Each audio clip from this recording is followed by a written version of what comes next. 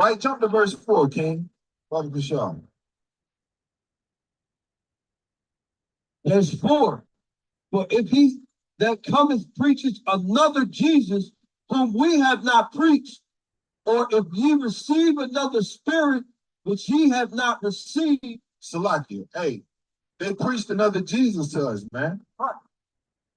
Right? Cesare Borgia, that's another Jesus, man. God loves everybody. Jesus died for the whole world. That's a whole nother Jesus right there. We don't know who that is. Our Lord ain't died for the whole entire planet, man. He died for the chosen, man. He died for the nation of Israel alone. And to get more technical, he died for the 1/3, man, and the elect. Right? He ain't even die for the 2/3 of you wicked ass niggas out here who following the beast, man. They came preaching another gospel. Read that from the top.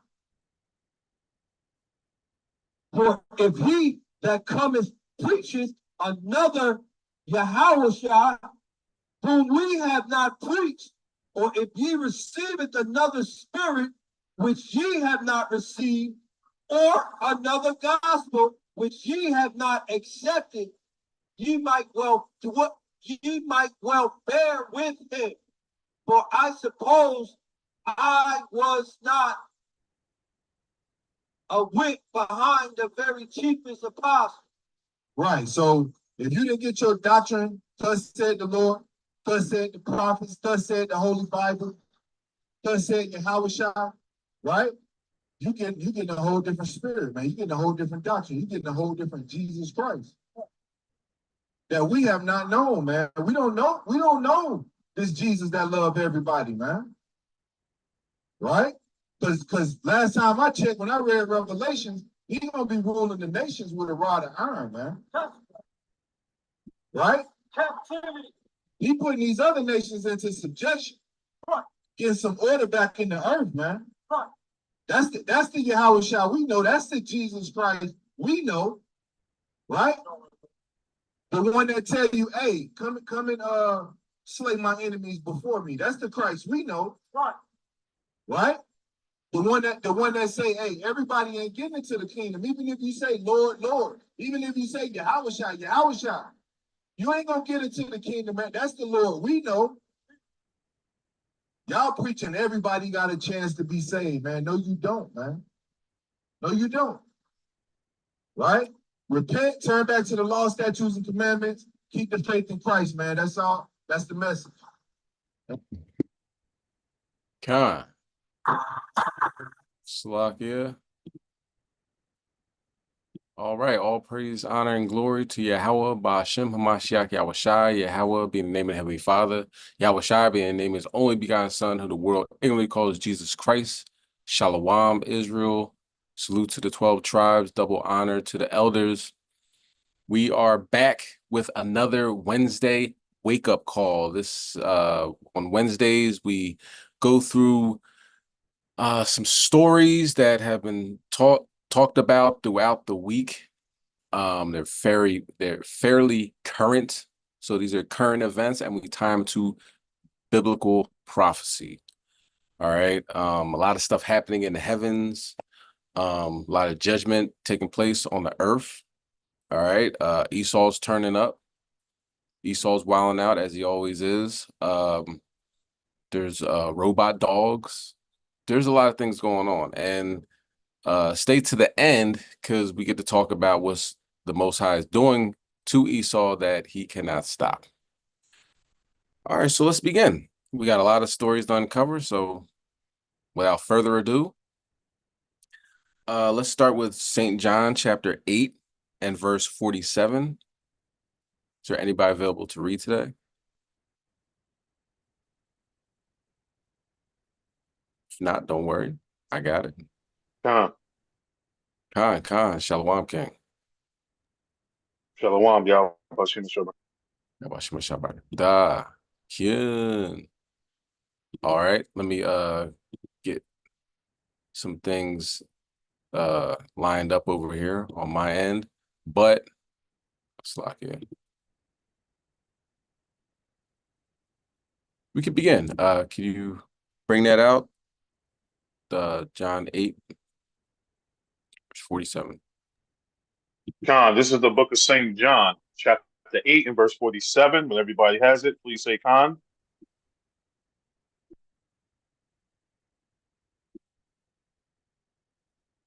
Con. God. This has got to be Con, verse 7, going into the red letter. He that is of Yahweh heareth Yahweh's words. Ye therefore hear them not, because ye are not of God.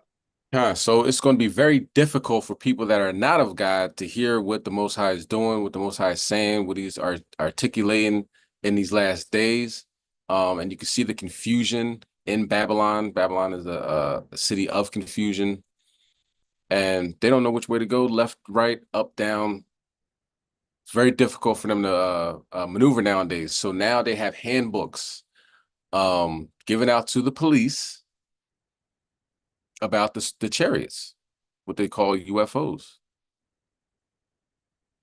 So the police could figure out what to do, how to, you know, how you supposed to move when something like that's around you. You know, what should you do? Should you approach? Should you not approach? Should you take out your nightstick and try to beat it? You know what I mean? Should you take out your firearm and shoot at it? What should you do? You know, and it talks about what other people have done and the you know, the consequences behind that. Very interesting. And you're not hearing this at CNN, MSNBC. These are all, you know, Daily Mail and I believe Metro, different publications that I believe, you know, are not mainstream in the United States, you know, but I believe like UK, places of that nature. Let's get Daniel chapter 12 and verse 10 as well, because we know what this means. You know, like I think it was a Burchett or one of those senators or whatever, Republicans, I don't know. He says, our enemies know what they are doing. We know what they are doing. We know that they know we know what they are doing, but the American people have no idea. And that is probably one of the truest things he's ever said in his life. Okay, let's bring that out. Daniel chapter 12 and verse 10. Con, this is the book of Daniel, chapter 12 and verse 10, and it reads, Many shall be purified and made white and tried, but the wicked shall do wickedly, and none of the wicked shall understand, but the wise shall understand. So they have no idea what's going on. Let's just be honest. You know what I'm saying? You can see them fumbling, bumbling around, you know, but, you know, we will be tried, we'll be afflicted, we'll be made as gold. We are going to understand. They have no idea what's going on. All right. But it's fun to watch them try. So let's bring out this first video. Esau is confounded. Much few minutes. This is almost a half hour. We're not going to watch the whole thing, though. This has got to be the craziest news I've heard in a long, long time. This video is going to be in 3 parts. 1, the first part's going to blow your mind. 2, the second part is going to be like the recent UFO sightings. And 3, something that, because of this first part, I went down the rabbit hole and I saw something. I was like, what? Okay, I've got to tell you about this. The police in the United States of America, baby, come on, have been given out UFO handbooks, guidebooks. Police across US give a new UFO handbook as they warn craft pose significant safety risk. I mean, you can't make this up, right? I thought when I heard about this, I saw a TikTok video, okay, and I was like, no way. So I Googled it, and mate, there's so many articles about it. I've got a couple here, right? I've got Microsoft Start, they've covered it. Metro, they've covered it. Mail Online, right? The Daily Mail, they're covering it. I've just picked those 3 that I'm just gonna show you. This is absolutely incredible. I asked ChatGPT something, right? I said, What is the most recent UFO story that people are talking about? The US government recently added over 350 new UFO sightings to its records. Of these, more than half were identified as balloons, drones, or other ordinary objects, but 171 of them remain unexplained, demonstrating unusual flight and characteristics or performance capabilities. This is that again. Demonstrating unusual flight characteristics or performance capabilities. And I'm going to show you some videos in a second about what they mean. I think you know what they mean, but I'm going to show you anyway, right? Because we like watching UFO videos. So let's go back to this here. Imagine going to work as a 5-0 police officer, man, right? And you put your boots on, right? You got your fucking taser and your gun. And they say, okay, here's your UFO handbook as well. Police across the US have published the first guide on unidentified anomalous phenomena, UAP, the new name for UFOs. I don't know why they changed that. Which details such encounters and how these incidents should be reported. The report, which is 11 pages long, warns officers of the significant safety risk to law enforcement air support units. The unidentified flying objects pose and urge them to be vigilant when traveling in helicopters. The document has been created by police executive as it's in the interest of law enforcement to be aware of trends and reporting on UAP due to the unknown threat they may pose. I'm guessing that you've seen many UFO videos. If you follow this channel, if you subscribe to this channel, you'll see loads of them, okay? Has there ever been... All right. He starts going, Esau inevitably is going to go to the left. But, he thinks that, they pose no threat to civilization, which couldn't be further from the truth. Okay. He obviously hasn't done as much research as he claims to have done, but all that information is out there. And I'm talking about outside of the scriptures, I'm talking about eyewitness accounts of what happened to people being pretty much diced and sliced over there in Brazil, over there in South America. I believe it was Chile?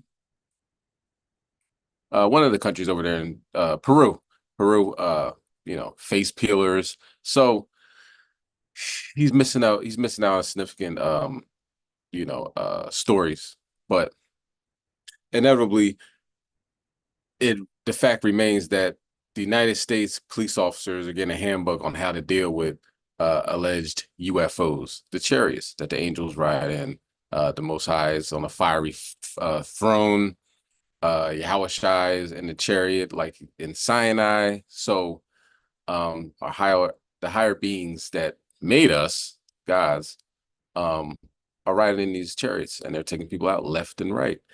It seems like America is not only catching on. It's not like the powers that be didn't know any of these things, but now they're letting other people know, you know what I mean? Like police officers. Let's continue on. Let's go to Isaiah chapter 14 and verse 12. Something else interesting happened in space. There have been astronauts that have been stuck at the International Space Station due to some type of malfunctions where it wasn't safe for them to travel on back home. Well, as they were sitting in the vastness of space, they heard some things that they've never heard before. And obviously, when you listen to the audio, like Houston, we have a problem type folks over there, they don't know what it was either. Eventually, NASA came out and said it was feedback from the International Space Station, blah, blah, blah. Like, really? If you're an astronaut, and this is kind of what you do, this is your life, you would know something like that, if it was feedback. But when you listen to it, obviously, it sounds like sonar and radar. And that's what the people back home on the ground said as well. And they said, oh, we're going to look into that, see what it is, and da-da-da. So they had to make up a lie.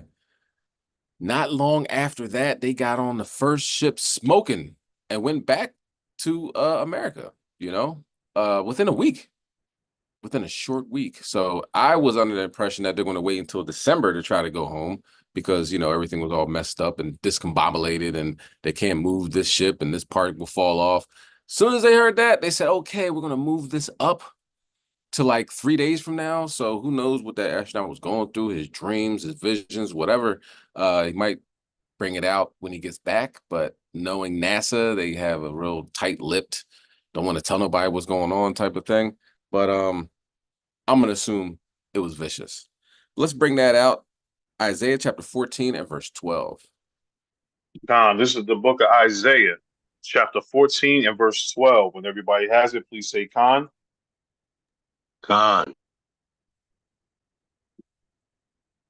Con. Con, verse 12. How art thou fallen from heaven, O Lucifer, son of the morning? How art thou cut down to the ground, which didst weaken the nations? Con, Lucifer is only used once in the scriptures, okay? Everybody says, well, that's Lucifer, that's the name of the devil. We associate this closely with the so-called Edomites. You know what I'm saying? Not so-called, the Edomites, so-called white man. Go ahead, read next verse. Verse 13. For thou hast said in thy heart, I will ascend into heaven. Mm-hmm. I will exalt my throne above the stars of Yahweh. I will sit also upon the mount of the congregation in the sides of the north. Now, that description by itself is Esau. You know what I'm saying? I'm going to be like the Most High. I'm an International Space Station. Elon Musk is going to Mars. The Edomites are going to inhabit the moon and colonize it, and people are going to be living on Mars and the moon, and we're going to take the space and all this other stuff. Nobody else is thinking about that. Everybody else is thinking about making sure they got enough food on the plate, on the table. The rent could be paid, and a rat bit my sister. What's her name? Mel or something like that. You know what I mean? Like Whitey's on the moon. They're thinking about the moon and everything. Like Gil Scott Heron was talking about. We worried about things here. So that's Esau. All right, go ahead. Can read the next verse. Verse 14. I will ascend above the heights of the clouds. I will be like the Most High. Satan's not saying that. Satan is doing exactly what he's supposed to do, what he was made to do, what he's commanded to do. He's not, I'm trying to be like the Most High. No, that's Esau and his prideful self thinking that, I can be like God. I am God, and that's how they live their life. All right, go ahead, read the next verse. Verse 15. Yet thou shalt be brought down to hell, to the sides of the pit. Yes, now it's time to come down to hell, come down to where we're at. Let these curses fall upon their shoulders, and we get the salvation, we get the kingdom. Okay, but it's like a seesaw for for us to go up, they got to come down. And as you're gonna see in this video, it is looking more likely than not that will be happening in the very near future. Okay, listen to this audio anomaly that nobody knows what it is. NASA, they lie. So, but for the most part, we understand that this is a message from Yahweh Shem Shai. Okay, let's watch the video.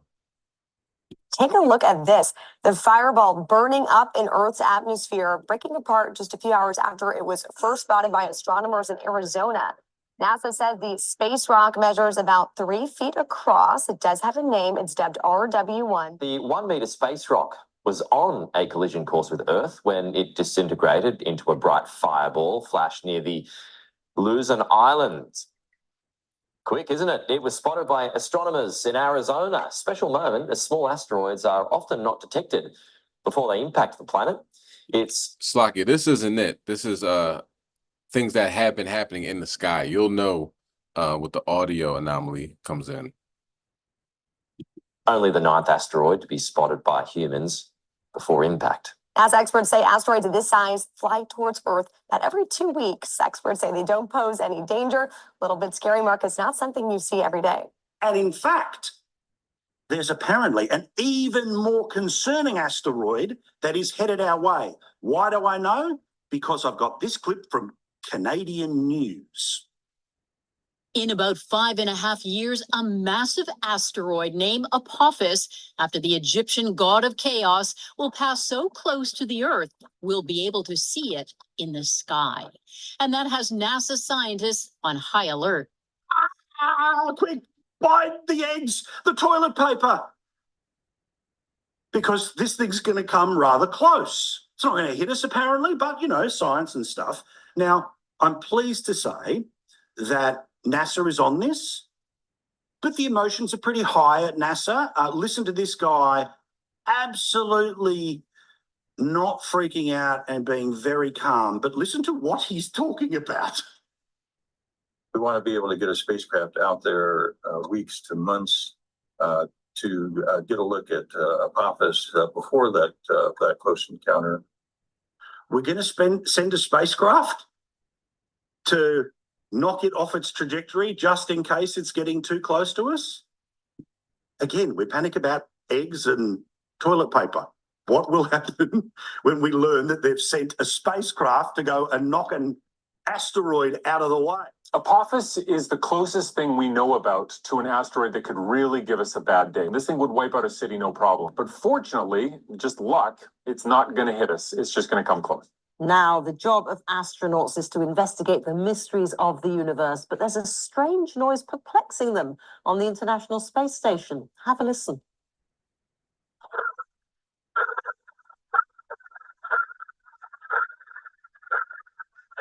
This was recorded on Saturday while the astronaut Butch Wilmore was in Boeing's Starliner spacecraft. He and his co-pilot have been stranded there since June. After investigating this issue, NASA tweeted out on Monday the strange sound came from audio feedback on the International Space Station. Unusual and unnerving, these sounds on Starliner were anything but normal. A strange noise coming through the speaker, and I didn't know if you could connect into the Starliner and let me Michael here. I don't know what's making it.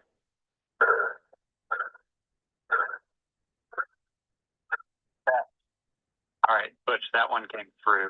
It was kind of like a pulsing noise, almost like a sonar ping. Yeah, I'll do it one more time, and I'll let y'all prick your heads and see if you can figure out what's going on. Here we go.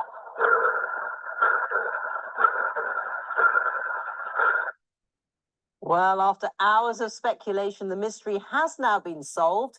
In a statement, NASA said that the strange sound had now stopped and was in fact feedback from the speaker, the result of an audio configuration between the space station and Starliner spacecraft. Con. And Salakias, I'm looking something up now. He might still be in space. Okay. Let me see. Yeah, they're still in space. Salakia. I don't know what that report of something docked away from there. Maybe it wasn't them, but another piece of a spacecraft or something to that nature.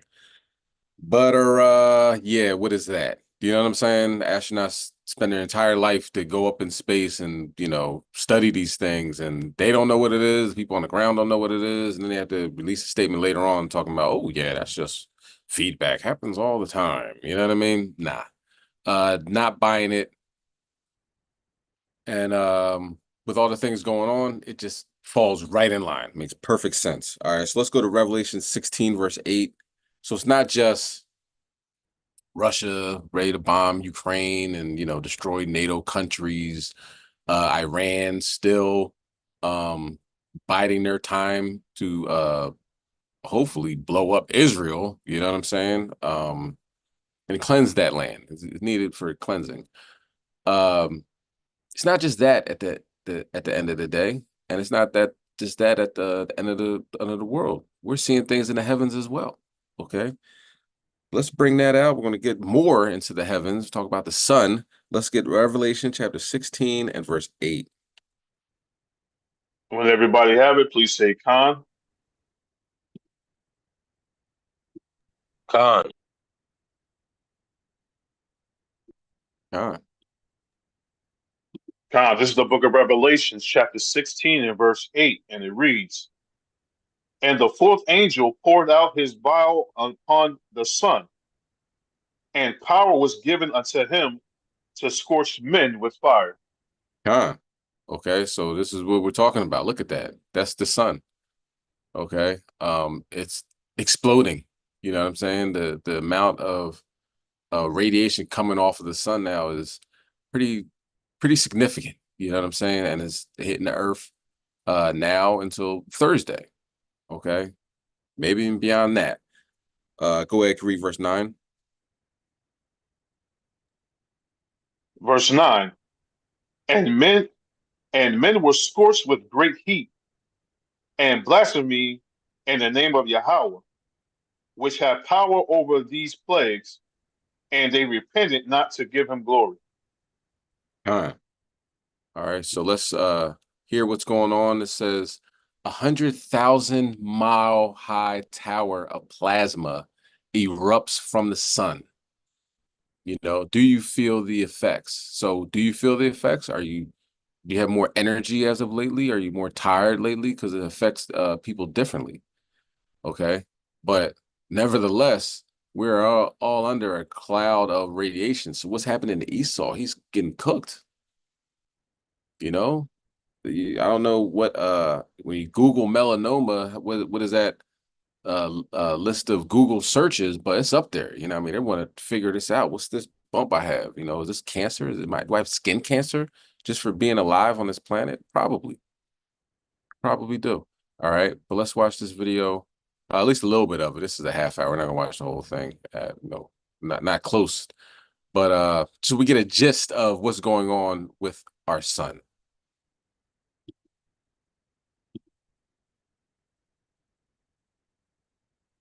Hey, what's up, guys? Hope everybody's doing well and having a great day. Here we go. Solar Cycle 25. As you can see by looking at the SOHO LASCO C3 instrument over here, this is a spacecraft that monitors the sun 24/7.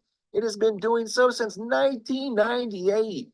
Wow, that was a huge filament eruption, over 400,000 miles long. I know that's hard to fathom. It's hard for me to fathom that there's something like that big going on the surface of the sun. And that was a monster filament eruption that was coming directly towards the Earth. In fact, it is coming directly towards the Earth. Hey, what's up, guys? John, Dana, Owl Sounds, Vanessa. Good day to you guys. Notice the comet got a sundiver, a pretty good size sundiver. Check it out. Right in this vicinity here. Look at that.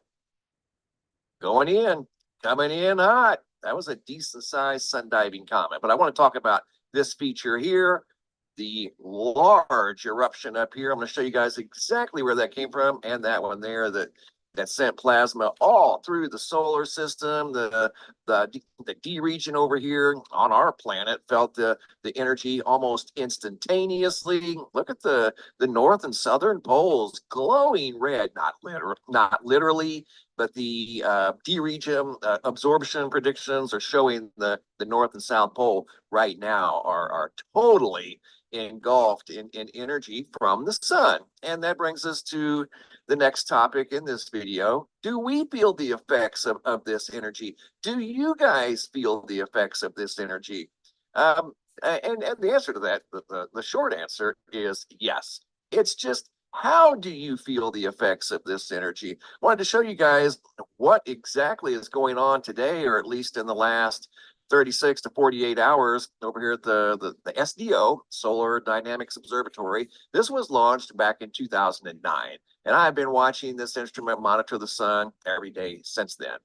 It's been in action for 15 years. The SOHO, the instrument right here, has been in action for, well, since 1998, so pretty good while, much longer than the SDO, and it's still a very fine instrument. But here's what's going on today. watch up here on the upper north eastern limb of the sun. You're going to see a huge filament eruption. And I'm talking in the neighborhood of 400,000 miles plus long.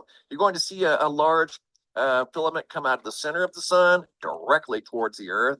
Watch right there was some of the energy that the earth also felt. That was a strong pulse right there. You're going to see the 100,000 mile long one right there. In fact, I think I used it in the banner of the video. Right there it is. Believe it or not, that's 100K at least. 100K. I know it's hard to believe, but that's what it is. We feel all of this energy. Your animals feel all of this energy. There's the filament eruption right there that's coming towards the earth. See it? Right there in the center, just center right. That was huge. Following the 100,000 mile tall plume coming off the southwestern limb of the sun. Then watch up at the top. You're going to see this massive canopy right there. Okay, right up in here. See it? I'm going to show you what that did, how it behaved over here on the SOHO instrument, right up in here. You're going to see what looks like almost a 360-degree full halo. Unbelievable. Watch right up in here. Wow. That's sent plasma all through the solar system. Years ago, I did a study. And I did a study on how... All right, Esau. I got you. Thanks for the information, though. Okay, so as you can see, the sun is exploding. And normally, you can kind of correlate those explosions off of the sun with earthquakes, you know, uproars on the earth. You know, and when I say uproars, meaning you know, right now we have a hurricane about to hit Louisiana. I think it might have hit already, Category 2. But things that are happening on the earth, not necessarily the hurricanes, but big, large earthquakes. Okay, so we're going to look for the next couple of days, see if anything transpires or manifests. But until then, Esau's cooking. Let's continue. Let's go to Zechariah chapter 7 and verse 11. All right, so all these things happening. You know what I mean? You got strange audio anomalies occurring in space on the International Space Station. You have the police getting handbooks to how to deal with so-called UFOs. You got the sun exploding as we speak, like getting rained down with radiation all around us. Some of our people don't want to hear this, though. They're like, okay, so what? That happens all the time, right? Wrong. You know, all these are unique experiences, and they're happening together. Very unique. You know, the chances of these all happening at the same time, astronomical. Okay, but our people don't want to hear these things. They even turn away their ear. Let's bring that out. Zechariah 7, verse 11. This is the book of Zechariah, chapter 7 and verse 11. When everybody has it, please say Khan. Khan. Khan, verse 11. But they refused to hearken and pulled away the shoulder and stopped their ears that they should not hear. Your tie is a witness. We've seen it walking by with fingers in their ears. It was 5 of them. It was 5 out of 5. I think it might have been 6. I'm not sure. But let's just say for, you know, the sake of argument or whatever, it was 5 people. 5 girls walked by with fingers in their ears, which was unusual. You know, sometimes it might be one person, and normally people don't usually put their fingers literally in their ears. We see people put their earphones on. We see people cross the street before they get to us. See people stop, see us, and turn around. We get that. That's every camp. But to literally walk by with your fingers in your ears like a 2-year-old is, you know, that's unique. It happened twice. It was the 5 women, or 5, they were girls. They're like teenagers, 15, 16. 5 teenagers, and then an old head did it, like an old head. He might have been like, he was older than us. You know what I'm saying? He's like, he came across the street just to sit there and put his fingers in his ears. The Most High showed us that for a reason. You know what I'm saying? Like, yo, these people aren't listening. So what's going to happen? You already know what's going to happen. Judgment has to take place, okay? Can you read the next verse? Verse 12. Yea, they made their hearts as an adamant stone, lest they should hear the law, and the words which the Lord of hosts has sent in his spirit by the former prophets. Therefore came a great wrath from the Lord of hosts. So if you don't listen, you don't want to listen, then what can the Most High? He's not getting off his throne to tap you on the shoulder and say, "Hey, I need you to listen. Like, this is important." No, he sent us there. That's what we was outside all day telling brothers, repent and come back to the law, statutes, commandments. He sent us. Can you read the next verse? Come. Therefore it is come to pass that as he cried, and they would not hear, so they cried, and I would not hear, said the Lord of hosts. So you weren't listening? Now I ain't listening. It's pretty much summed up what the Yahweh Shem Yahushai just said right there.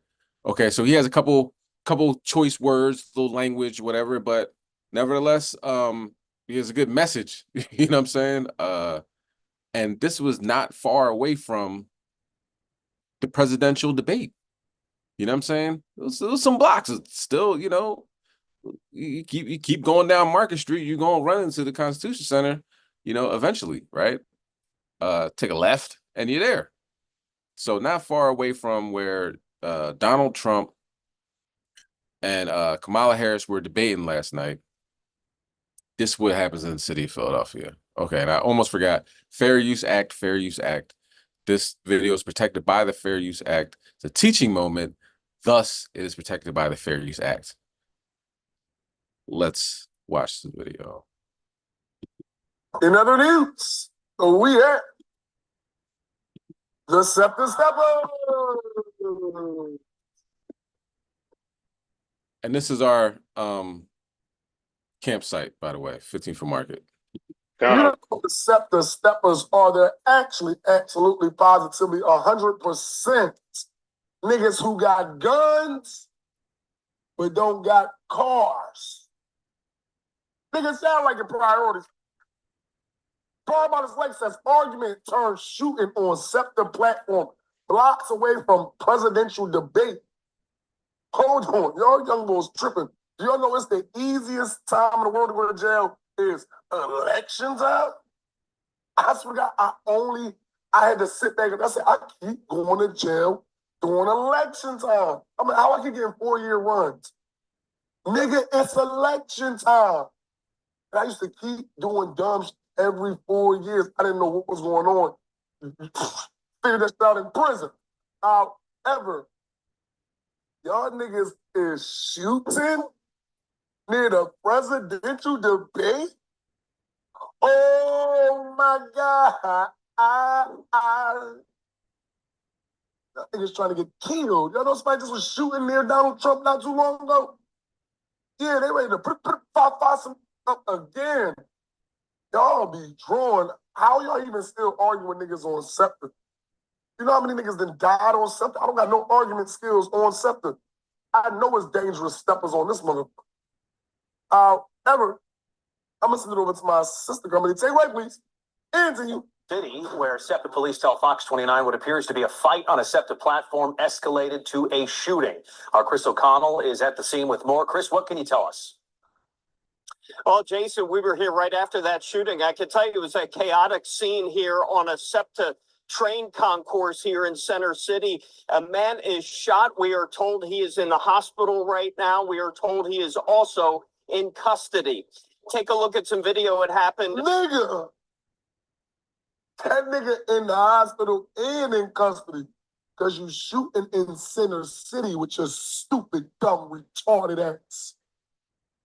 Like when we was doing crime back then, we was making sure the sun wasn't still woke.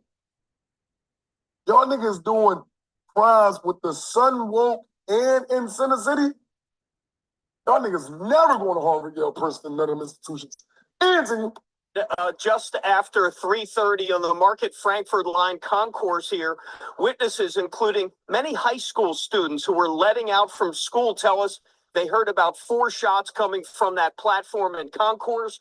They heard people and saw running. They saw the victims. Shout out to the 48 bus right there that runs all up and down 29th Street.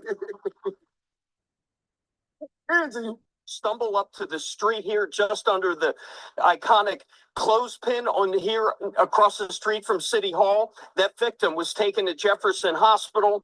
The shooting was sparked, sources tell us, by some sort of How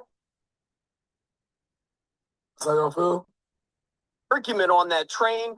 We spoke with several witnesses, including a 16-year-old girl headed home from school. I didn't know what was going on. I heard like pop, pop, pop. Her ass is not 16. She was born in like the 1600s. Her ass ain't 16 though. Into you. And I was like, there's no way there's a shooting underneath here on the L, and it was a shooting. So it's like you're not even safe to get on the L. I just got off the bus and all that. Like, Don't cry. Here she go. Here go the 16-year-old baby girl. Into you. Don't cry. It's all right, friend. It's okay. It's all right, bro.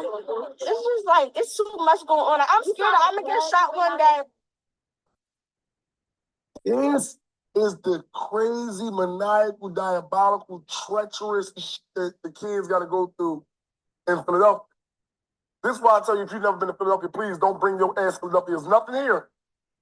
She said, I'm afraid I'm going to be shot one day. By accident. I don't even do nothing. You feel me?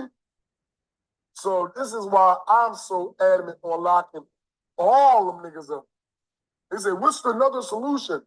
Lock them up. Why we need another solution? Take all the niggas that's gangsters, that's shooting niggas in Center City with the sun woke, lock them niggas up. It wasn't all this debating when they was locking me up. No, nigga was just locking my ass up. Anthony.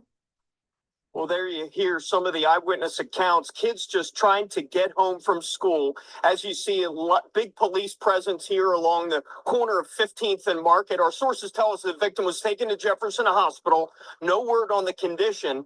The SEPTA platform has since been reopened and trains are running again. But of course, this shooting happening just blocks away from where the eyes of the world are happening tonight on the presidential debate, just across the city from here.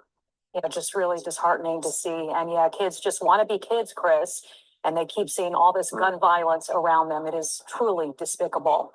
All right, Chris O'Connell, thank you. Thank you. Listen, they saying one of the victims got locked up and he in the hospital. What happened to the other nigga? Who was he arguing? He argued with himself? Shot himself? What do you get locked up for? You can shoot yourself. Wouldn't it have been illegal to shoot yourself?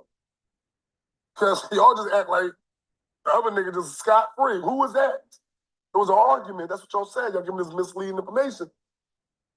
Who was he arguing with? Let us know. Lock both of them niggas up. Don't no nigga get away scot-free. And he's in the hospital, so he's the victim. Because you want to run? Yeah, it's getting interesting. If you was on a run and you got shot, why was you on the bus? Y'all niggas got to get y'all lives together. However, if we do get an update, I will update y'all on the situation.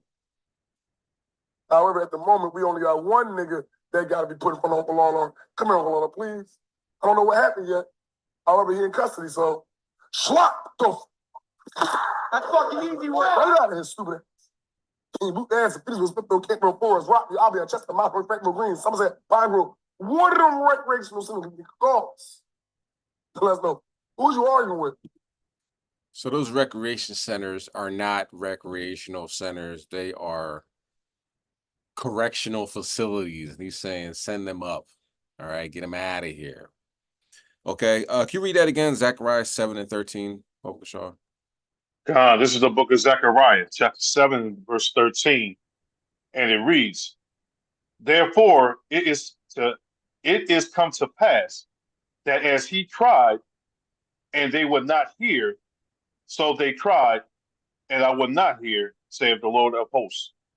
So, it's like, man, it's terrible what's going on.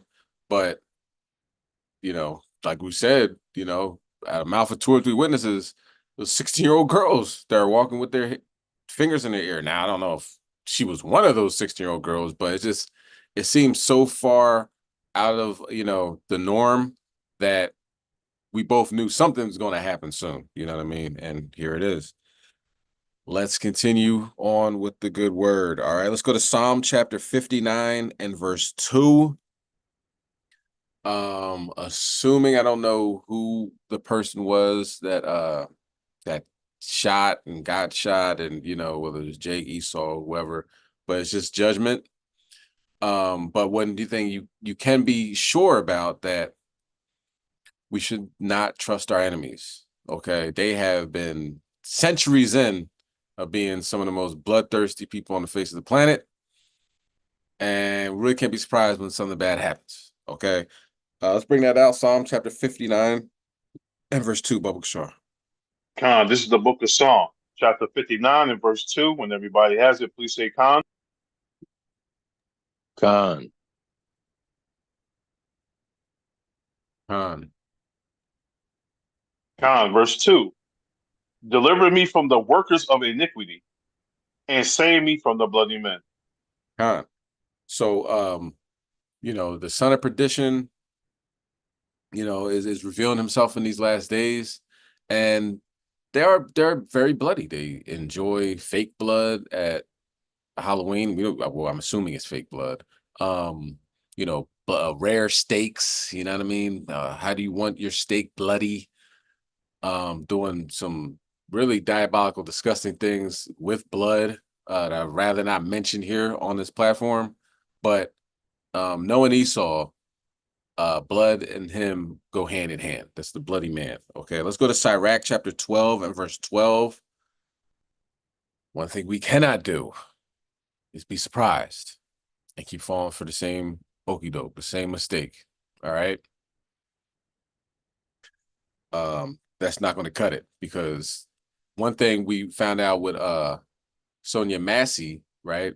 I believe that's her first name, Sonia Massey. They got shot by the police officer as she was taking the boiling water off of the stove, which the cop told her to do. That cop had cancer, so he's like, shoot, I'm about to check. I might as well take one of them out. They don't talk about that part. Okay. But as Esau, we get closer and closer to the end, Esau is going to get more and more like himself. Stop fronting like a human being, like a citizen. All right. Let's bring that out. Sirach chapter 12 and verse 12. God, this is the book of Ecclesiasticus, Sirach chapter 12 and verse 12. When everybody has it, please say Khan. Khan. Khan, verse 12. Set him not by thee, lest when he have overthrown thee, he stand up in thy place, neither let him sit at thy right hand, lest he seek to take thy seat. And thou at the last remember my words, and be pricked therewith. You better pay attention or get the wrath. Don't be surprised. Sirach, I'm telling you this for a reason. So let's watch this next video. Police caught up with the suspect yesterday at Penn Station. The same day, a vigil was taking place to honor the victim, 31-year-old Sukia Jones. Fox 5 Stephanie Bertini has the latest on what we know about the suspect and what he is being charged with tonight. Emotions high at a courthouse in Central Islip on Long Island on this Saturday. The family of Sukia Jones clearly heartbroken after hearing the details of the case against the man accused in connection to her death. 31-year-old Ronald Schroeder was set to appear in arraignment court, but only his attorney stood before the judge. We learned the court was told Schroeder is sick, his right to appear in person waived. Sukia Jones disappeared, and on September 3rd, Suffolk County Police said her body was found inside a suitcase in a wooded area in Huntington. I'm so sorry. She was experiencing homelessness, according to investigators, but she was clearly not without loved ones. At a vigil last night, her mourning mother spoke. My daughter's going to get justice. Inside the courtroom today, the judge decided no bail, no bond for Schroeder. He's facing charges including concealment of a human corpse. While the details of the woman's death are still under investigation, it was revealed in court that Schroeder allegedly had date rape drugs on him and that the victim's wrists and ankles were bound. She was found, according to the details in court, in a fetal position, and police recovered bungee cords. A woman known for the smile that earned her the nickname Cheese, now gone after living just over 3 decades of life. She was the life of the party. Always smiling. Every time somebody looked at her, she had that big bright smile on her face. The judge's decision means Schroeder will remain behind bars. He's due back in court on September 12th. Reporting on Long Island, I'm Stephanie Bertini, Fox 5 News. All right, can you read verse 13? Verse 13.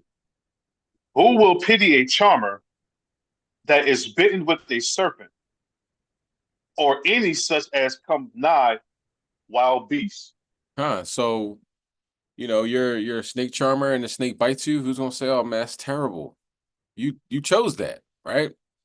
Or somebody that jumps into the cage with a lion and a lion tears them up. Nobody's gonna be mad at the lion. That's what lions do. Okay, go ahead. Verse 14. Verse 14. So one that goeth to a sinner and is defiled with him his sins, who will pity? So who, that's Esau. What are you doing hanging around Esau? Now, if he kidnapped her, you know what I mean? But in the report is that she was seen walking around the building. You know what I mean? Like went to maybe, going to his apartment. It's not like they didn't say she went there under threat of a pistol, or he dragged her in there, whatever like that. She went into that apartment. Go ahead.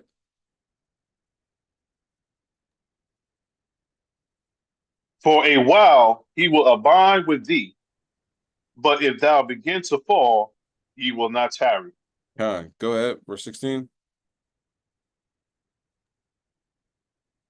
An enemy speaketh sweetly with his lips, but in his heart he imagined how to throw thee into a pit. He will weep with his eyes, but if he find opportunity, he will not be satisfied with blood. So that's Esau is a killer, and he's definitely an opportunist. Can he get away with this? He's wondering whether he will be able to get away with this or not. So he probably gave her a daybreak drug. He, tied her up. She probably experienced a lot of terrible things right before she died. You know what I mean? Being around deviants such as Esau. Okay, it's another story I didn't really get a chance to break down, but it's an Uber driver. You know what I mean? This woman was an OnlyFans model and a stripper. And her Uber driver picked her up at 3:30 in the morning, and she ended up dead and defiled. Okay, for the algorithm's sake, you know what I'm saying, But we're gonna get more into that. You know what I'm saying? Because I think that's an important story because it talks about when women wear provocative clothes. You know what I'm saying? Say, yo, sister, you got to dress better than that. You know what I mean? You got to dress modestly. Some wild people out here, I'm fine. Am I going to do nothing to me? Right. And even your tie can attest it. Like, why are we walking around here naked? Right. And what she say? Fellatio. You know what I'm saying? She was very colorful with her language. You know what I'm saying? Started cussing out, you know what I mean? Trying to cuss a brother out, right? But this is why we say that. You know what I mean? This woman's up, she's good leaving out her strip club at 3:30 in the morning. He's like, oh, I could do whatever I want with her, right? And you see what happens. But that story is going to develop, most high willing, we still here. We talk about that then. Okay. Now let's go to Romans 1:26. Romans chapter 1, verse 26, as you see on the screen, the brat and her I don't know, it's not her wife, right? You know what I'm saying? They're not legally married, but you know, her lesbian lover, I guess you could say, right? Come to find out, she likes men, you know, and the brat is looking pretty lonely because she's the only one that's in a lesbian relationship and the other one is in a real relationship. This is a crazy story. Now how much is this what this person's bringing out is true, but it looked like a fairly reliable source, you know what I'm saying? I'm not really up on the Bratz. I didn't even know she had a show, but you know, a lot of information has been coming out and we're going to get into that. Let's bring that out. Romans chapter 1, verse 26. Khan, this is the book of Romans, chapter 1 and verse 26. When everybody has it, please say Khan.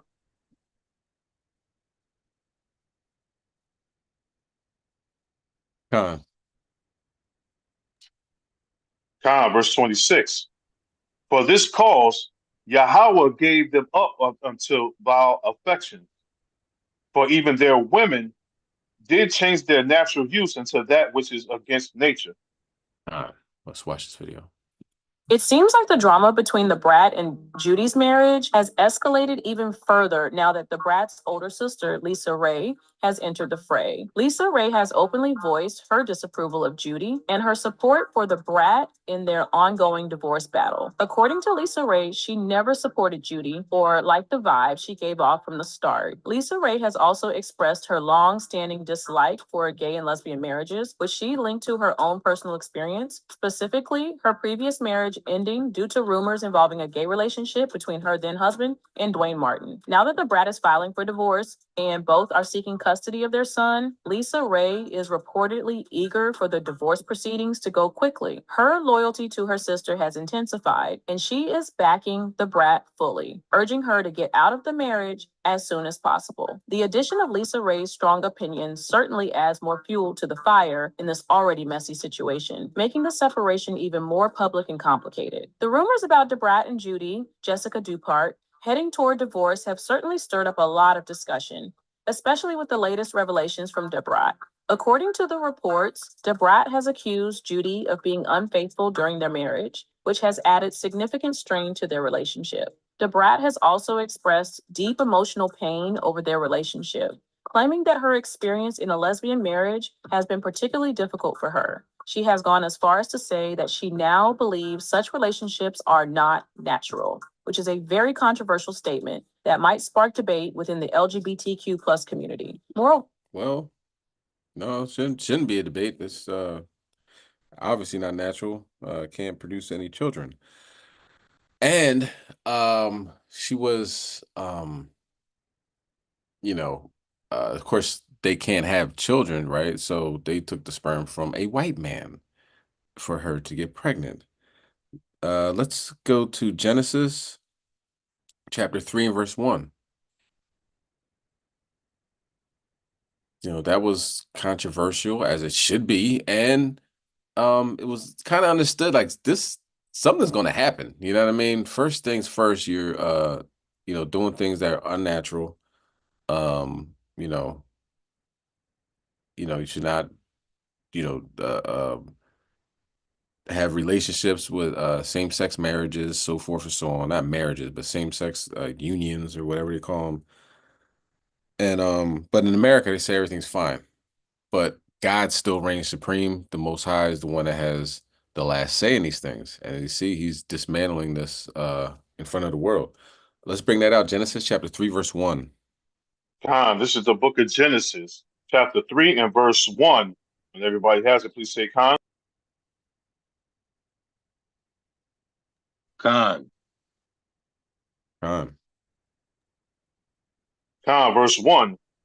Now the serpent was more subtle than any beast of the field which Yahweh thy power had made.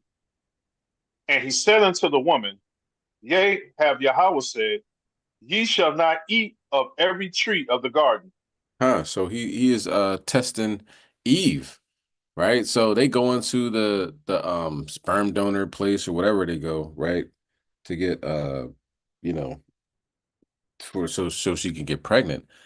And the doctor's like, so what kind of baby do you want? So it's kind of like, you get to pick and choose on a, you know, a damn like menu, you know what I'm saying? Like you on a like a screen picking, you know, I want him to be 6 foot tall, I want him, you know, want a doctor, you know, sperm from a doctor, you know what I mean, or whatever, you know, picking the attributes of how, you know, the sperm donor is allegedly supposed to be, and they chose to have an Edomite, which is madness. Let's go to Ezra. In the so-called Old Testament, we're going to Ezra, the 9th chapter, and we're going to start at verse 2. Public Shaw.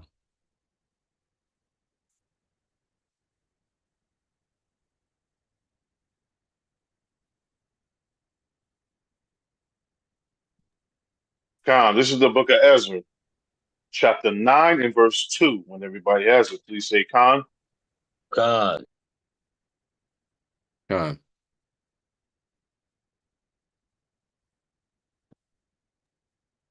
Khan, verse 2. For they have taken of their daughters for themselves and for their sons, so that the holy seed had mingled themselves with the people of those lands. Yea, the hand of the princes and rulers have been chief in this trespass. So the men were doing it, right? Now look, fast forward to today, look what the women are doing. You know what I mean? So, you know, both parties have disobeyed the Most High in that aspect. Go ahead, read verse 3. Verse 3. And when I heard this thing, I rent my garment and my mantle, and plucked off the hair of my head and of my beard, and sat down astonished. So when you look at this story, that's how we feel like doing. It's like taking your damn hair out and sitting down, like what in the world is going on? You know what I mean? Two women, the Brad, very well known, engaging in you know, abominable relationship. And then on top of that, add the cherry on top, you get an Edomite's sperm inside of you to have a baby. You know what I mean? And you see the Most High now is just completely dismantling this relationship. Let's go to Deuteronomy 7, verse 3. However, Debrat has allegedly accused Judy of not truly being a lesbian, asserting that Judy is more interested in men and only used their relationship for financial gain. So see how that worked. You know what I'm saying? Most High is split, not is splitting. It's, you know, split this whole thing right on up. Let's bring that out. Deuteronomy 7 and verse 3. When everybody has it, please say Khan. God. Khan. Verse 3. Neither shalt thou make marriages with them. Thy daughter thou shalt not give unto his son, nor his daughter shalt thou take unto thy son. So even though in this situation, you know, they weren't physically married, but you want to get pregnant by an Edomite. You know what I'm saying? This madness. You can pick anybody, you know, but you want to choose Esau. And, you know, they're down south. So you would think that once you drive by the plantation 40 times every week on your way to work, that you know, all right, you know, I'm not gonna, you know, it's not a smart thing to do, you know, but bamboozled lesbians at this point, you know, are now getting judged by the Most High. Or the Brat was the only lesbian. She used her for money, apparently. All right, can you read the next verse? Verse 4. For they will turn away thy son from following me, that they may serve other gods. So will the anger of the Lord be kindled against you and destroy thee suddenly. So, you know, they're not done. Obviously, the Most High says, I'll destroy you suddenly, you know, so this could be a prequel to what the Brat is going to have to face, and, you know, her lesbian lover going to have to face in the future. You know what I mean? And it could be a lot worse, destruction. All right. Now, let's go to 2nd Ezra, chapter 16 and verse 33. All right, 2nd Ezra, chapter 16 and verse 33. We want to talk about something that happened in Chicago. A woman that was coming back from doing laundry with her 10-year-old son was robbed in broad daylight. And, it was a fairly aggressive robbery where the guy's cocking back the gun 3 times, you know what I mean? Obviously letting her know that he's serious. But like, how much money are you going to get from somebody that, had to walk to the laundromat to do her laundry? You know what I'm saying? Like, what do you think she's coming home with? She didn't just come from the bank, and just cash a check for $50,000. She just went to do laundry. We gonna get a laundry card? But this is the Mad Max time that we're living in. Let's bring that out. 2nd Ezra, chapter 16, verse 33. This is the book of 2nd Ezra, chapter 16 and verse 33. When everybody has it, please say Khan. Khan.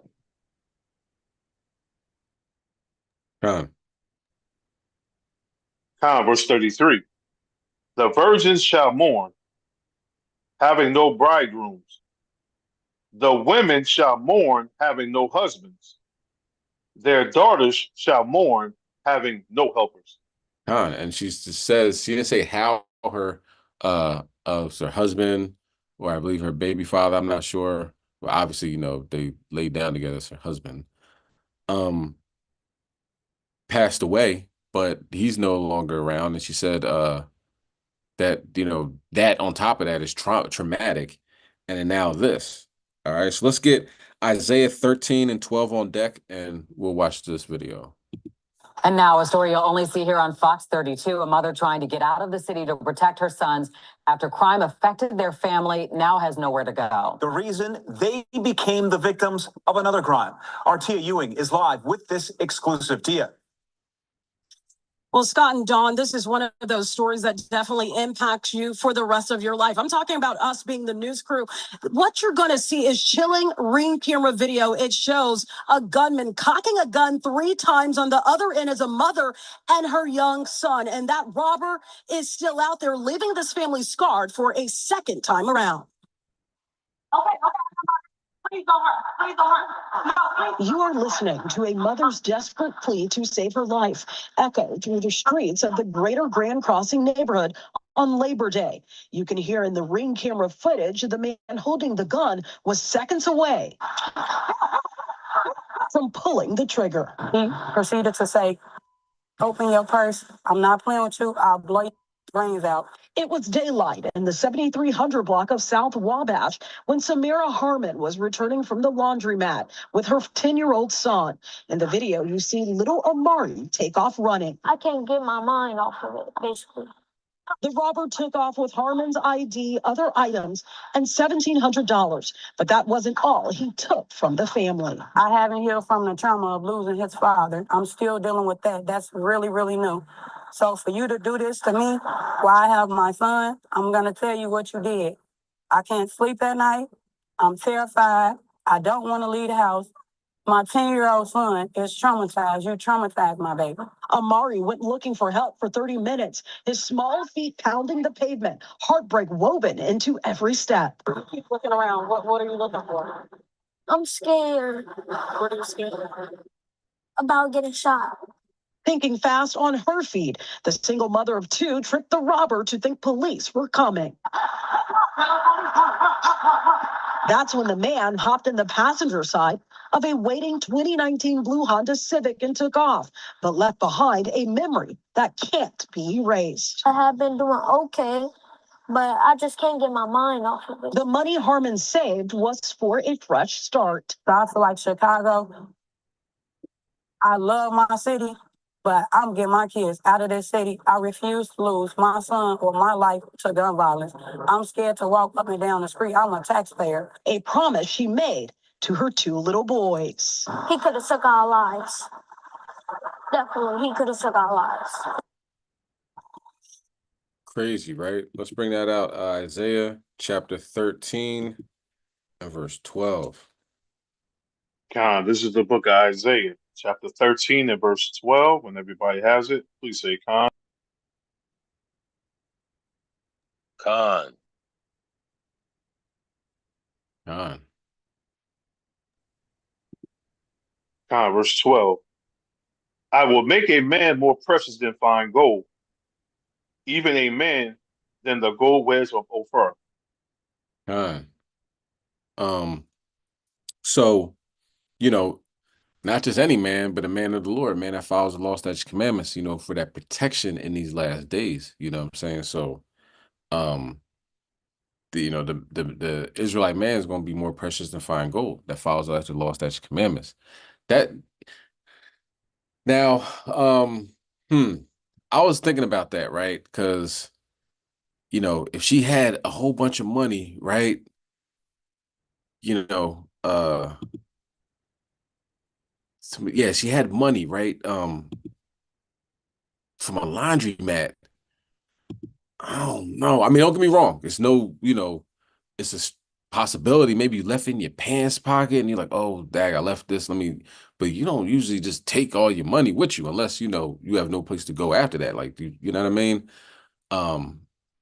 So, you know, I'll give Eve the benefit of the doubt, you know what I'm saying? And say, all right, you know, she likes to carry all her stuff with her, you know what I'm saying? Or, you know, I'm not going to say, but she'd be like, shoot, I lost my money, give it GoFundMe something, you know? The possibility is there, right? The possibility is there, you know what I'm saying? But either way, and they said this guy was acting funny the whole time. He was trying to get indoors and everything, so he might have been just on a robbing spree, period. You know what I mean? But yeah, like I said, that's foul, man. You're gonna rob somebody in front of their child, like, you know what I'm saying? Amongst our people is found wicked men. Our people got some wickedness to them, you know? So when we say, you know, Most High destroyed the 2/3, that's what we're talking about. Somebody that will put a gun up to a mother's face. I guess she was, I don't know if that baby was in a stroller or that was the laundry, you know what I'm saying? Maybe the baby was somewhere else because I know she didn't just run and leave her baby there, right? But to have the 10-year-old right there and you rob a woman, you know what I'm saying? That's kind of low, you know, and you expect that once he goes to jail that people will tag him, you know what I mean? Tear him up a little bit, you know what I'm saying? That could have been my daughter, it could have been my sister, this, that, and the third, rather than shaking his hand and say, on foeing them. You know what I'm saying? Like, oh, that's a whole lot of gangs going on. Man, that's not to be respected at all. You know what I'm saying?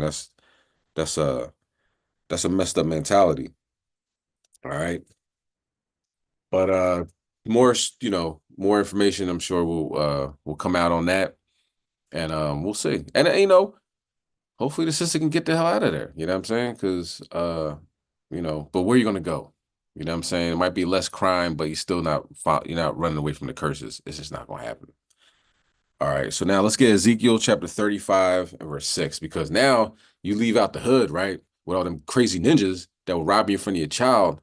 And then there you are, you know, where you at? You're with Esau now. You know what I mean? He's putting you in the damn suitcase. Or with this next story, you know, Esau just randomly shooting people, you know? Let's bring that out. Ezekiel chapter 35 and verse 6. Con, this is the book of Ezekiel, chapter 35 and verse 6. When everybody has it, please say Con. Con.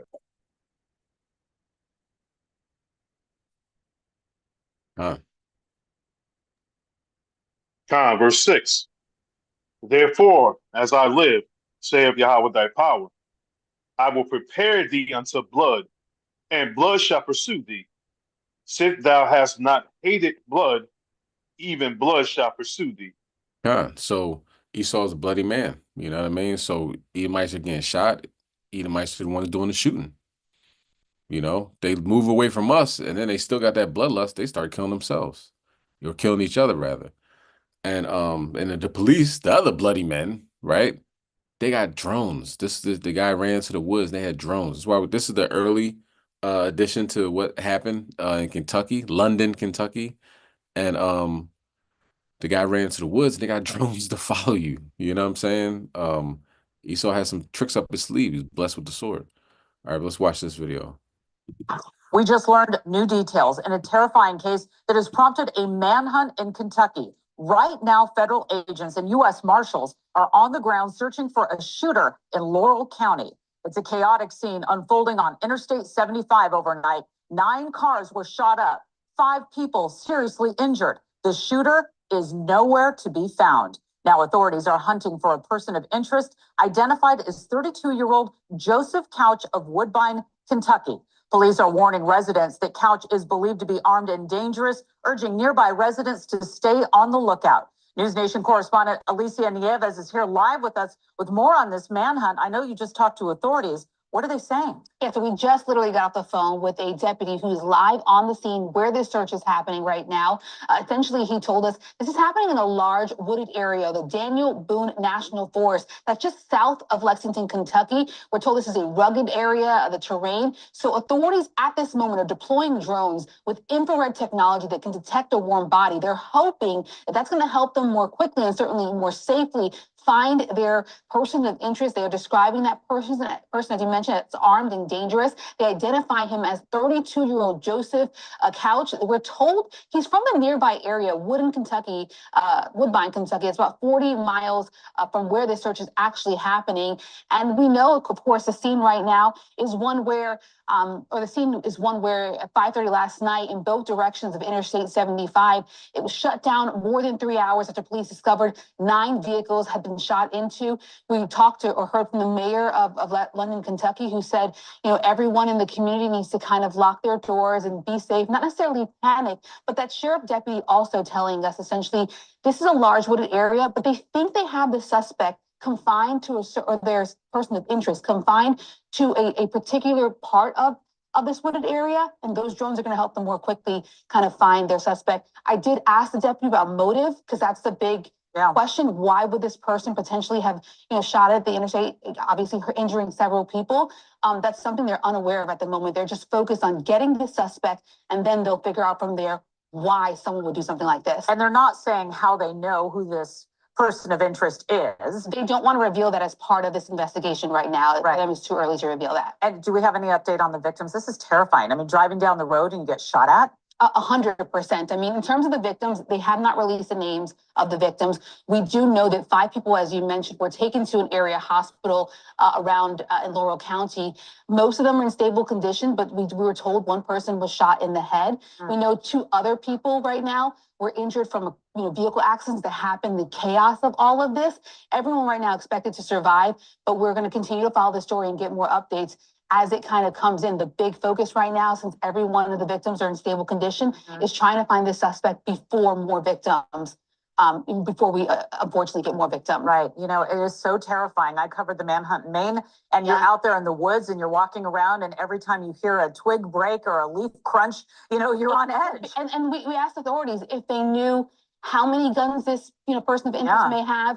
They don't know that right now. They're operating essentially blind until they find them. Again, these drones that they're putting up hopefully will help them find this person of interest faster. This is a major.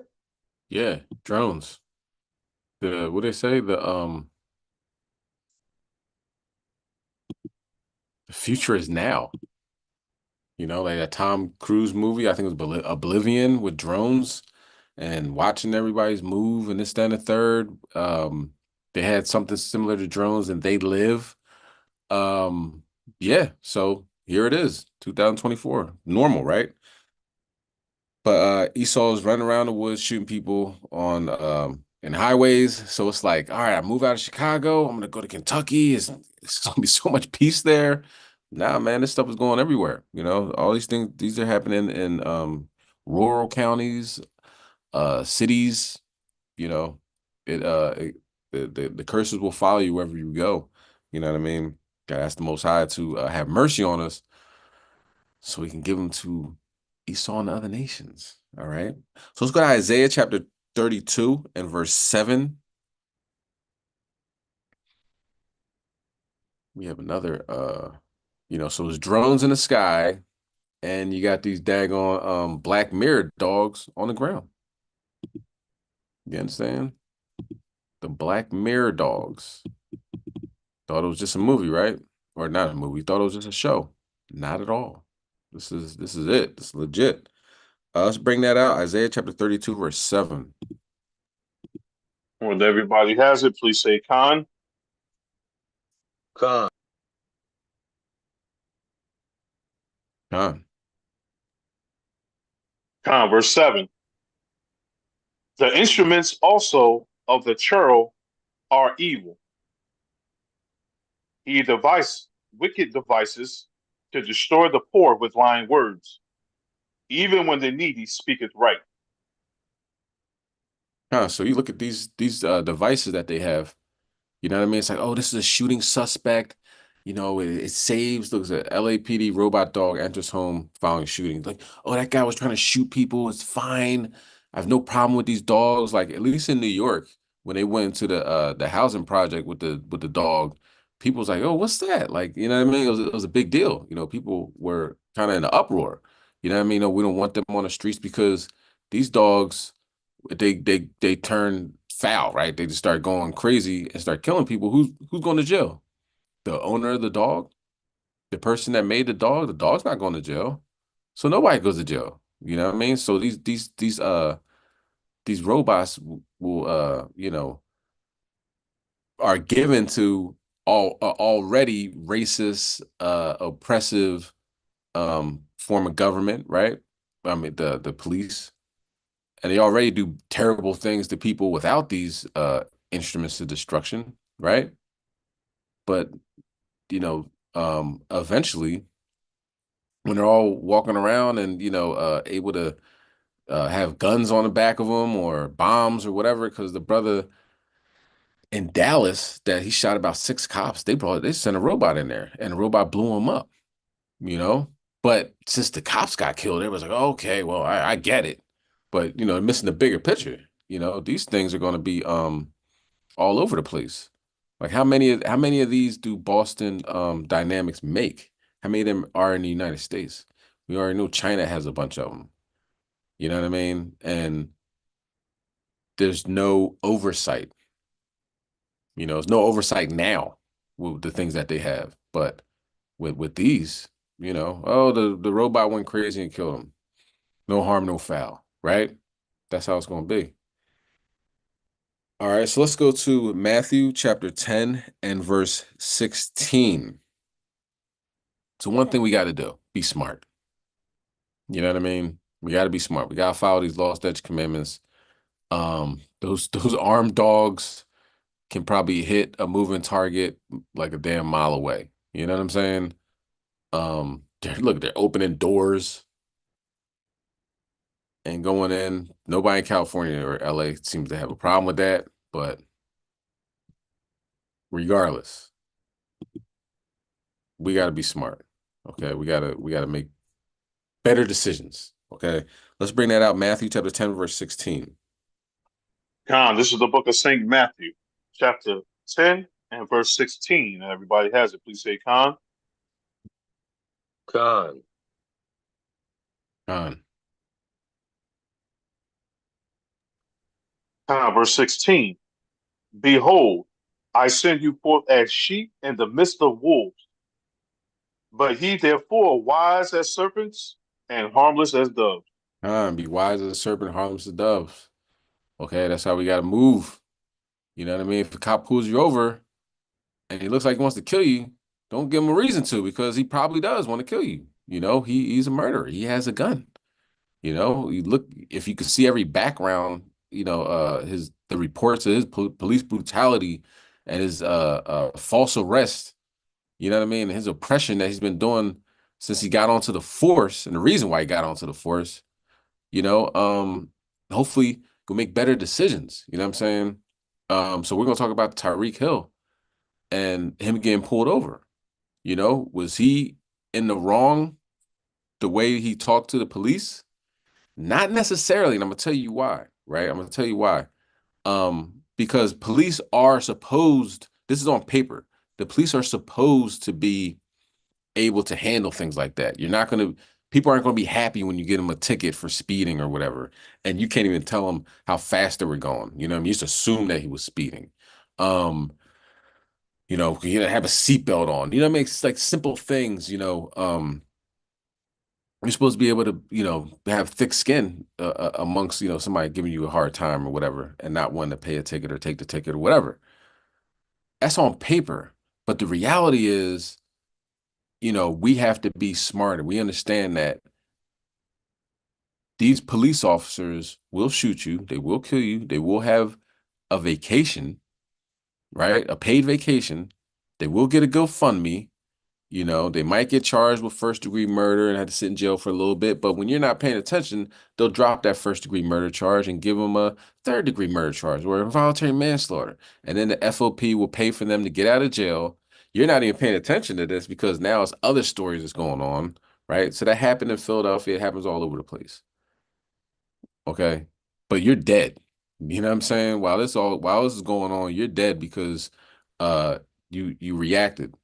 Now, some people, they don't even react and they still get shot. All right. But the chances are, you are more likely, if you escalate a situation when somebody has a gun, to get shot by that gun. That's just common knowledge, right? You don't go with a bloody man into an alley, like Cyrac said, paraphrasing. Let's go to Matthew chapter 5 and verse 25, and we're going to watch this video. Slakia, I don't mute. We now have big developments in the police stop of NFL superstar Tyreek Hill. Miami-Dade police released body cam footage from the officers who pulled over Hill's car for allegedly speeding before Sunday's game. It shows how quickly the Miami Dolphins player was grabbed and pulled to the ground and handcuffed. Jerika Duncan has more on the encounter that the Dolphins called maddening and heartbreaking. They're speeding! Move forward. The newly released footage shows a Miami-Dade police officer ordered Dolphins wide receiver Tyreek Hill to pull over just outside Hard Rock Stadium Sunday. Don't knock on my window like that, girl. Why don't you have your seatbelt on? Don't knock on my window. Why don't you have your seatbelt on? Knock on my window like that, no. After handing the officer his license, Bro, just get my ticket, bro, so I can go. I'm finna gang. Do what you gotta do.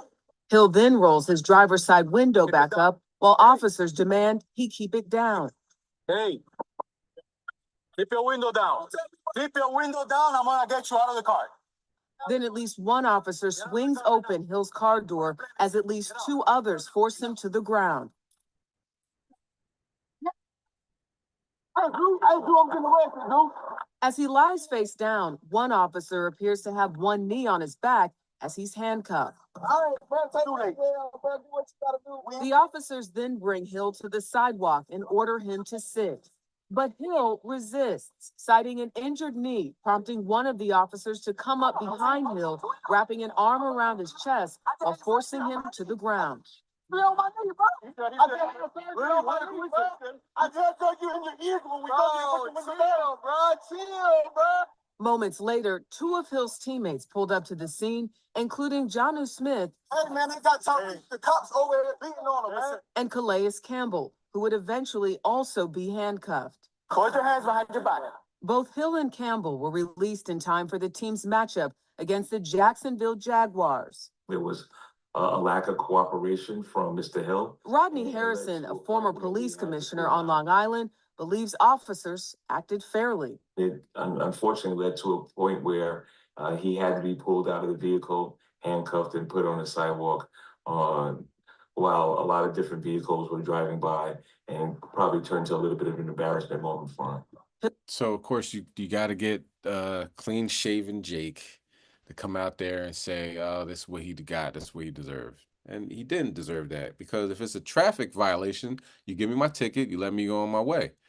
But you're escalating it, you know what I mean? He rolled up his window. He didn't need to have his window rolled down. You know what I'm saying? That's not part of the uniform act, you know what I mean? Or whatever you call it. He doesn't have to have that. You just give him the information, give him his ticket, and be on his way. But these overzealous police officers, how you can see, are 10 tribes. You know what I mean? seem they associate more with Esau than with their own nationality, their own heritage. Let's continue. Hill recounted that moment in a CNN interview Monday night. I wasn't moving fast because, you know, I got injuries. You feel me? I got things that I go through. I guess the officers, they felt like I wasn't doing it on their timing, but I was doing it. But, you know, man, I'm still kind of shell-shocked from it, man. And I'm embarrassed. For CBS Mornings, I'm Jerika Duncan. It seems like it escalated so fast. And oftentimes we talk about these situations happening. And the question that I keep asking myself is, why isn't there better de-escalating tactics that these officers can use? Because it can spill over into something deadly, as we've seen before. I don't know. I look at that tape and I think, I wish they both would have handled it differently, to be honest with you. I think that when the officer, he first said to the officer, "Don't knock on my window," which instantly sets him off. He rolls up the window, which also sets him off, when really they both could have handled it differently. But the officer is supposed to be the professional and should figure out a way to de-escalate the situation. But I look at that tape, I feel very differently from what I heard yesterday compared to what I see today. I think they both should have handled it differently. The window thing is what makes officers think, I don't know what's going on inside that vehicle. I'm concerned. Yeah. It's unfortunate. Esau with his 2 cents. It's the window. That's why, not because he's driving a $300,000 car, and that cop, you know, he ain't driving that type car. You know what I'm saying? So they're that's how Esau is, man. Esau is really jealous. Matter of fact, it's not Esau. I'm sorry, it's 10 tribes, but very jealous. You know what I'm saying? The police officers. Very jealous. They put on that uniform and think they, you know, run the damn world. Go ahead, Yatai. Salakia. How come it's like, you know, when it comes to us, it's always, you know, the extravagant. But, you know, we've seen the other nations, like even Esau, do way worse and still remain in the vehicle. Rip the ticket up, throw the ticket back at them.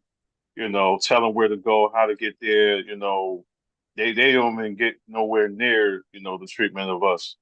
I never understand that. And also too, Salakia, you know, I'm thinking about like with George Floyd. You know, people are not paying attention, but you know, what's his name? The one that killed him. Chauvin, yeah. He's you know, he's like he's looking to be released by 2038. You know what I'm saying? And they got him as, you know, serving time back in 2020. So it's 2024. That's only like 14 years away, really. You know what I'm saying? So it's no justice for us, man. No matter how much money you have or whatever you think you have, you think they're going to treat you like, you know, them. But this goes to show you that we're not. Not you. Yeah. The woman that shot the brother that was in his own apartment eating ice cream, she's getting soon. You know, she had like 10 years or something. And then the number one witness got killed like a week later. So I think she appealed. So she might be out now. I don't know. You know. Yeah. It on paper it should be different, but you know the reality is they're looking to kill us. You know what I'm saying? It's not.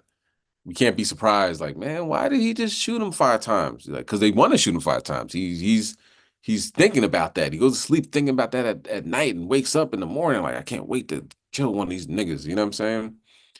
And you know, we just can't give them any type of reasoning behind it. You know, keep our hands clean. You know, there's no arguing. There's no, you know, why argue with somebody that has a gun that is going to give you the damn ticket anyway? You know, you really don't have to talk to them. You know, you have the right to remain silent. And you know, what's $100 ticket to a millionaire, you know, football player? It's messed up that it happens to, you know, so-called regular Jake all the time, and that $100 ticket can grossly throw off everything. You know what I mean? I was supposed to be for my rent. I was supposed to be for bills. You know what I mean? But before we, you know, before we take that last stand, you know what I mean? We got to make sure it's well worth it, you know, because eventually it's all going to be, you know, physical. Okay. So until then, we got to be smart. All right. Let's go to Matthew chapter 5, verse 25. This is the book of St. Matthew, chapter 5 and verse 25. And everybody has it. Please say Con. Con.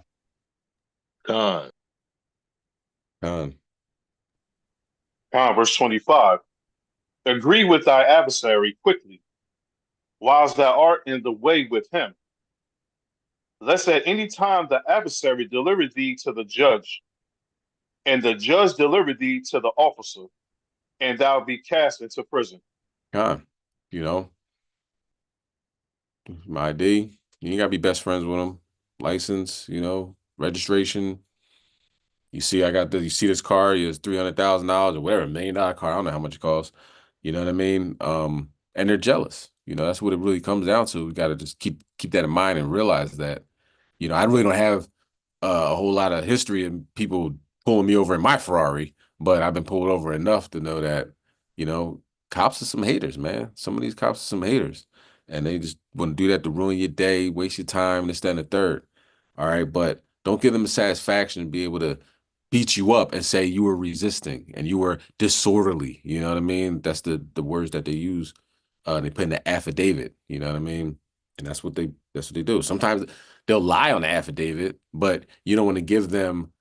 You want their camera that they carry around with them and what they write down to be totally different things. You know, he was calm, he was peaceful, and, you know, went about his day. But ain't no arguing with them. You know what I mean? It's not worth it. Okay. Couple more, y'all. Couple more. Let's go to Sirach 38, verse 6.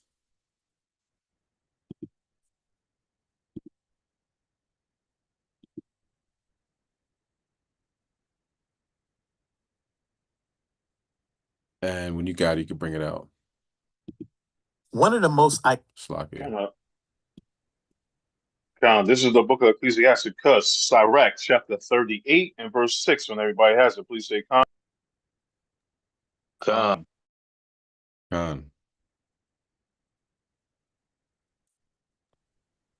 Verse 6.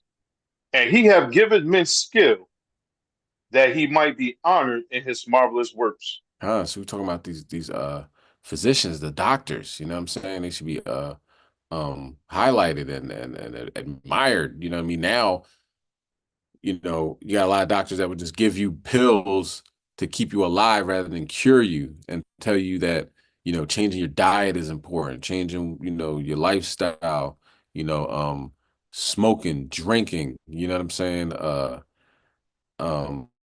Get enough sleep, you know, how important it is, get some sunshine, you know, these things are important. But instead of like, oh, you have high blood pressure, they don't care if you're eating pork all the time and crab and lobster and all these bottom feeders. They say, here, take this pill and it'll help you out for a little bit, but then you got to come back and take another pill, you know, in order for it to keep on going. And now they got a customer for life rather than solving the problems. Okay, that's where we're at now. Go ahead, read next verse. Verse 7. With such do he heal men and taketh away their pains.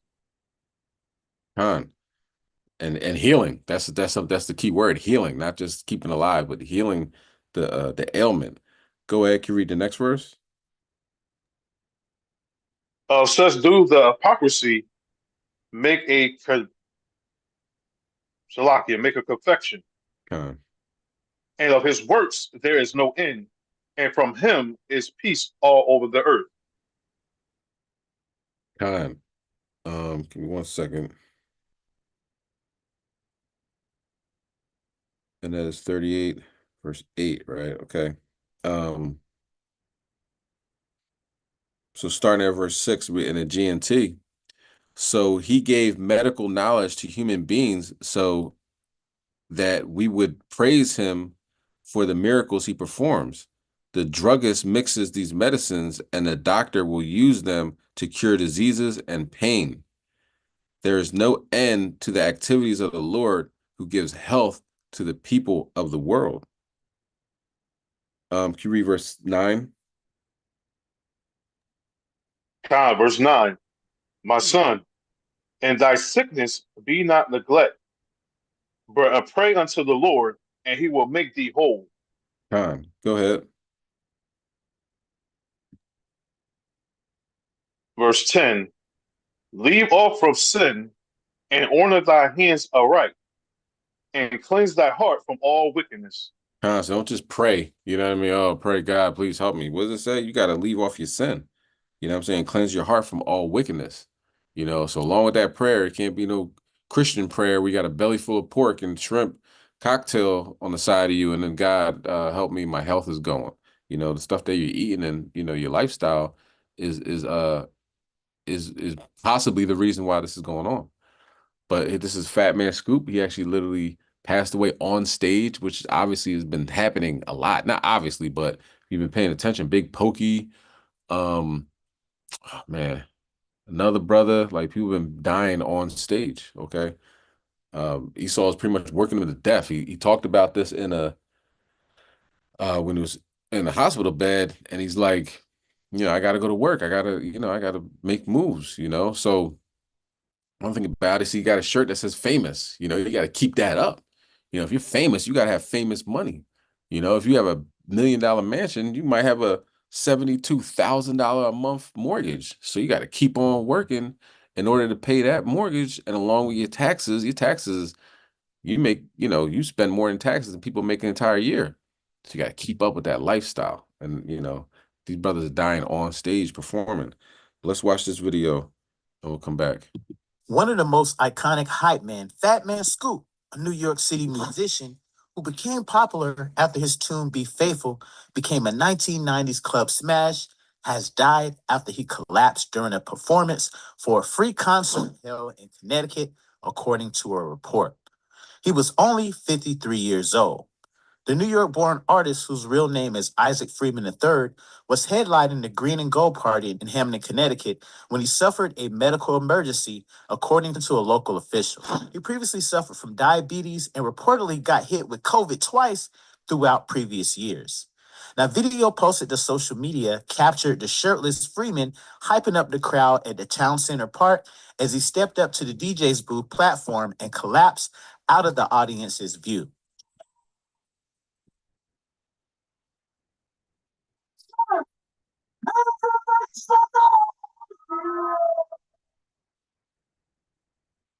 Nigga, if you came to party,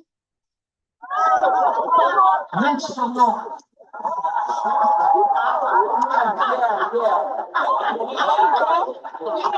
Make some noise in here right now. Cause we haven't. That's how you know we live. I'm telling you right now. That's how you know we live. That's Arius, I don't know what, you know what I'm saying? He came to party, make some noise, and that's the last words that came out of his mouth. The Fat Man Scoop died right there and right then and there. Or maybe I take to the hospital and died, but that was it. That was the last words, you know what I'm saying? So one thing we gotta do is be focused in these last days. I can't I'm not gonna play another video. I'm gonna save that till next week. But the video talks about Esau, and he's not making it. You know what I'm saying? Europe is getting dismantled. You know what I'm saying? Their birth rate is not sustainable to their death rate. So that's something that God is doing in these last days that nobody can change, nobody can stop it. Knowing the past of how birth rates fluctuate or whatever, where they're at the point of no return, pretty much. All right, so by 2025, they're literally going to be a dot, a speck on the wall, surrounded by all these melanated people. You know what I'm saying? So that's why one reason I think, in my opinion, they'll give you that jab or whatever, and then it messes up your menstrual cycle, women's menstrual cycle, and dealing with having babies and stuff like that. Because they were like, hey man, be like me. You know, the devil knows he has a short time. He has a short time left. All right. So Salakia with that, but I could keep going. You know what I mean? Fat Man Scoop, James Earl Jones, Frankie Beverly. You know, people have been passing away as of late, like one a day. You know what I'm saying? So it's important to stay focused in these last days. But I'm gonna close out with prayer. All right. Sorry to cut it short, but I'm gonna have to make moves. Salakia for that. But let's stand and face the east or prostrate and face the east. We'll close out in prayer.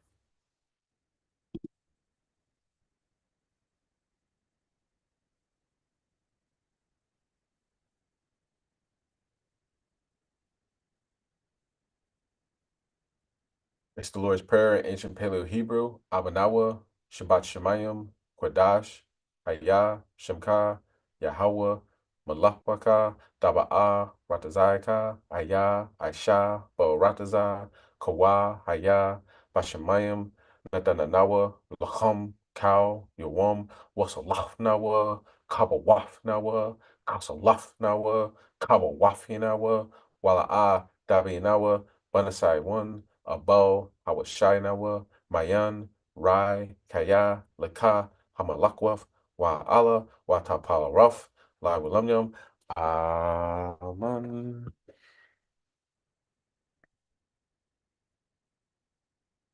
This is the book of Matthew,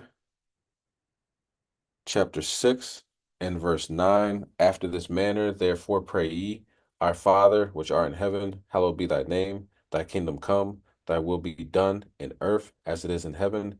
Give us this day our daily bread, and forgive us our debts as we forgive our debtors. And lead us not into temptation, but deliver us from evil. For thine is the kingdom, and the power, and the glory forever. Amen. Okay, so Salakia wanted more time to discuss you know, some things what's going on in the world. But real quick, blowing of the trumpets be October 1st at sundown. The Day of Atonement is October 10th at sundown, starting October 10th. Feast of Tabernacles. Feast of Tabernacles is October 15th at sundown to October 22nd, and October 23rd at sundown will be the end of Tabernacles.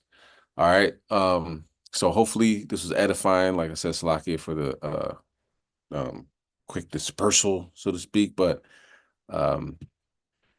hopefully you learned something today. All right. It's the end of the world. Repent, keep the commandments. To all the brothers, Yahweh Shema Shabbarakatham. Yahweh Shema Shabbarakatham.